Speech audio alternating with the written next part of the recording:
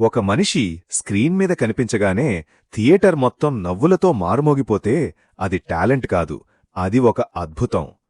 Telugu cinema చరిత్రలో అలాంటి అద్భుతమైన కమీడియన్ ఎవరు అంటే అది బ్రహ్మానందం గారే. మనలో చాలామందికి చైల్డ్హుడ్ మెమరీస్ అంటే స్కూల్ అయిపోయాక టీవీలో వచ్చే ఆయన కామెడీ సీన్సు, ఫ్యామిలీ మొత్తం కలిసి నవ్వుకున్న మోమెంట్సు, ఇంక పెద్దవాళ్లు స్ట్రెస్లో ఉన్నప్పుడు ఆయన మూవీస్ చూస్తే చాలు ఆటోమేటిక్ రిలీఫ్ వచ్చేస్తుంది కదా. కానీ ఇంతమంది జీవితాల్లో నవ్వులు నింపిన ఈ లెజెండరీ కమీడియన్ జర్నీ చాలా సింపుల్గా స్టార్ట్ అయిందని మీకు తెలుసా? 1956లో గుంటూరు జిల్లా దగ్గర ఒక సాధారణ కుటుంబంలో జన్మించిన ఆయన మొదట సినిమా యాక్టర్ కాదు, తెలుగు లెక్చరర్. అత్తిల్లులో కాలేజ్ లెక్చరర్గా పనిచేస్తూ side by side mimicry, drama కాంపిటీషన్స్లో పార్టిసిపేట్ చేసేవారు. ఆ ఎక్స్ప్రెషన్సు, ఆ టైమింగు అందర్నీ ఆకట్టుకునేవి.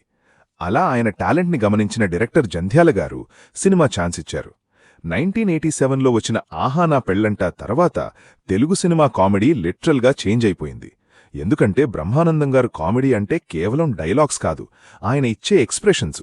ఇలా ఏ మూవీ సీన్ అయినా ఆయన కామెడీ అద్భుతంగా మార్చేసేవారు.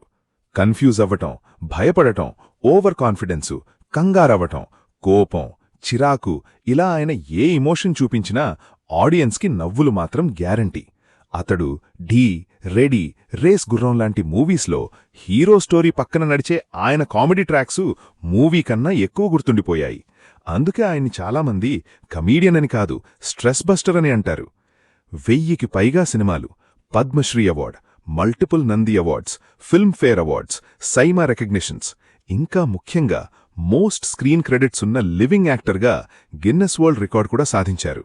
ఒక లెక్చరర్గా స్టార్ట్ అయ్యి వరల్డ్ రికార్డ్ క్రియేట్ చేసే స్థాయికి వెళ్లడం అంటే అది కేవలం సక్సెస్ కాదు, డెడికేషన్, డిసిప్లిన్ అండ్ ప్యూర్ టాలెంట్కి ఎగ్జాంపుల్.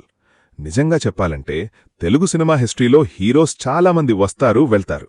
కొన్ని జనరేషన్స్ మొత్తాన్ని కలిసి నవ్వించే లెజెండ్స్ మాత్రం చాలా రేర్. అండ్ బ్రహ్మానందం గారు అలాంటి టైమ్లెస్ లెజెండ్. మీలో ఎంతమందికి బ్రహ్మానందం గారంటే ఇష్టమో కామెంట్ చేయండి. ఇలాంటి మరెన్నో ఇంట్రెస్టింగ్ వీడియోస్ కోసం సబ్స్క్రైబ్ చేయటం మాత్రం మర్చిపోకండి.